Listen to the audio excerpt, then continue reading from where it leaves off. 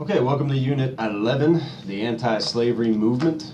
For the rest of this module, we're going to be talking a lot about slavery, the economic effects, the political effects, the moral effects of it all. So a good way to start it off would be talking about the anti-slavery movement in American history. And in Unit 11, we're going to break it down into two parts. These two parts won't be very long. The second one will be longer than this one. But in part one, this one, we're going to cover the early anti-slavery movement that takes place between the 1750s and the 1830s. And then in part two, we'll cover the later anti-slavery movement that takes place between the 1830s and 1860s. But this is part one, so the early anti-slavery movement. And what we're going to do in this is we're going to talk about the origins of this movement, and then we're going to talk about the methods of the early anti-slavery movement. How did they want to go about ending slavery? And then at the end, we'll judge whether or not this movement was a success or a failure. So, the origins of the early anti-slavery movement. Well, to understand where it all begins, we have to talk about our good old friends from all the way back at the beginning of the course. Those people that had settled Pennsylvania. That's right, the Quakers. The Quakers were actually the first to openly criticize slavery within the North American English colonies. And the reason for this is that one of the core beliefs of the Quaker religion was that God loved everyone equally. And so slavery doesn't fit into Quaker beliefs. It just doesn't work if you are a believer of what the Quakers believed. And what the Quakers really began doing in the 1750s, so this is kind of where it starts, one of the things the Quakers like to do is send petitions to prominent slaveholders within the colonies, trying to convince them of their error.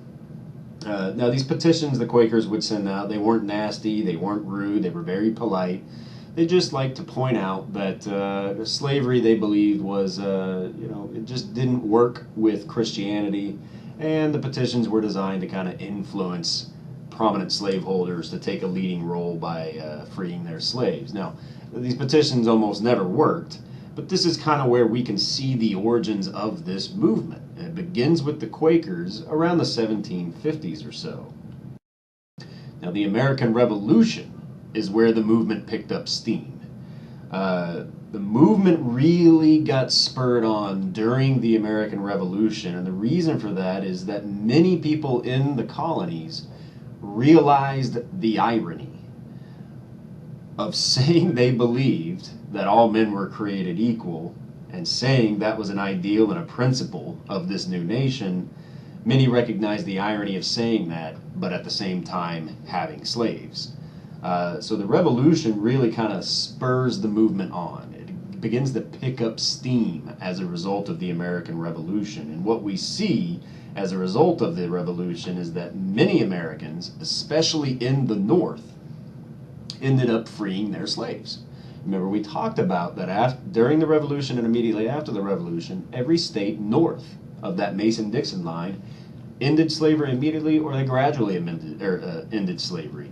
And that was a result of the irony of saying we believed in the ideals and principles of the Declaration, yet having slaves. And so what happened here as a result of the Revolution was that it was now becoming acceptable within the colonies to be against slavery. It was now becoming acceptable, especially in the North, to be anti-slavery. So it begins with the Quakers, and it really picks up steam as a result of the American Revolution. So those are kind of the origins of the early anti-slavery movement, but what about its methods? What was its preferred methods to end slavery? Well, first you should understand that this early anti-slavery movement was characterized by moderation.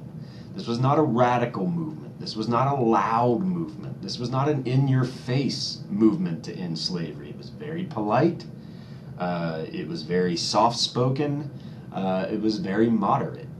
And the methods that the early anti-slavery movement employed to try to end slavery really comes down to three things.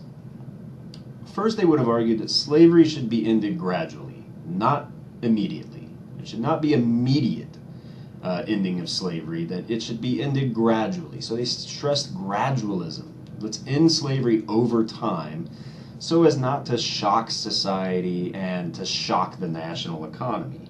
That all this, if we did it gradually, would soften the effects of ending slavery on the nation.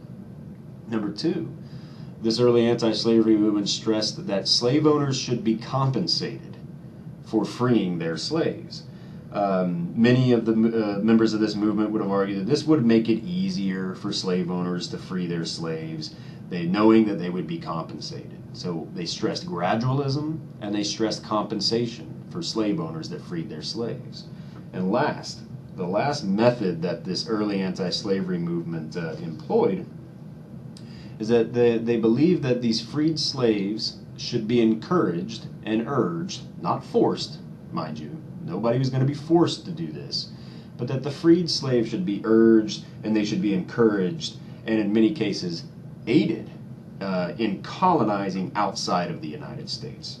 Nobody was going to be forced, but the reason they settled kind of on this method of colonization was that this was designed to alleviate the fears that many Americans had that slaves wouldn't work, that we would have economic collapse, and this was basically the idea that whites and blacks could not live together and one of them needed to go.